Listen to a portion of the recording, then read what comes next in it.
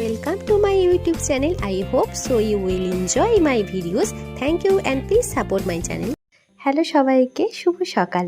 আমি মালবিকা আর মালবিকার গল্প কথায় আজকে এক নতুন গল্প নিয়ে হাজির হলাম। সকালে ঘুম থেকে ওঠার পর দেখলাম বাইরে বেশ ওয়েদারটা খুব সুন্দর হয়ে আছে, মেঘলা মেঘলা ওয়েদার। সকালে বৃষ্টিটা হয়েছিল, তবে আমি যখন উঠে দেখলাম বৃষ্টিটা হয়নি, তবে বাইরে ওয়েদারটা দেখে বেশ ভালো লাগলো। তো আজকে আমার উঠতে একটু দেরি হয়েছিল, ওঠার পরেই একটু মোটামুটি খিদে পেয়ে গেছিলো বলে তাই অল্প করে একটু চা, বিস্কুট আর ঝুরি ভাজা নিয়ে খেতে শুরু করলাম। আমি এখন আমার দিদির বাড়িতেই আছি, তো তাই সকাল থেকে ওঠার পর খুব একটা কাজ কিছুই থাকে না, কারণ নিজের কাজ করার মতন কিছু থাকে না, যা কিছু সবটাই দিদির বাড়িতে দিদিরাই সব করে নেয়।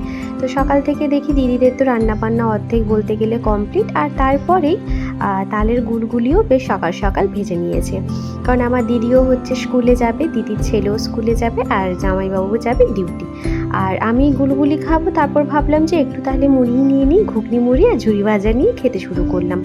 প্রেগনেন্সিতে কিছু চেঞ্জ হোক আর না হোক, এই খিদে পাওয়ার ব্যাপারটা সেটা কিন্তু সবার প্রথম চেঞ্জ হয়ে যায়। আমি তো দেখলাম এতই তাড়াতাড়ি খিদে পেয়ে যায় ঘন ঘন, মানে যেটা খিদেটাকে আটকাতেও পারি না, মানে খেতে হবে মানে এক্ষুনি খেতে হবে, এরকম একটা ব্যাপার। এই দেখো, মিন্ত্রা থেকে একটা পার্সেল এসেছিলো, তাতে ছিল আমার একটা ড্রেস, আর ড্রেসটা কিন্তু বেশ কমফোর্টেবলই, আর প্রেগনেন্সিতে এরকম কমফোর্টেবল ড্রেস পরতে সত্যিই খুব ভালো লাগে। আর এই ড্রেসটা আমার বার্থডের জন্য স্পেশালি আমি নিয়েছিলাম।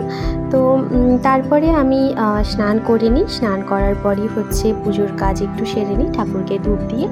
এই সময় দুপুরবেলাটা আমি বলতে গেলে একাই থাকি, দুপুর বলতে প্রায় 11টার মধ্যে সবাই বেরিয়ে যায়, দিয়ে তারপরে আবার 3:30টের মধ্যে আমার দিদির ছেলে জামাইবু চলে আসে। তো এমনি তো আমি দুপুরবেলাটা খাওয়া দাওয়া করে একটু রেস্ট নেওয়া বা একটু মোবাইল নিয়ে থাকা, এরকম ব্যাপারটাই চলে।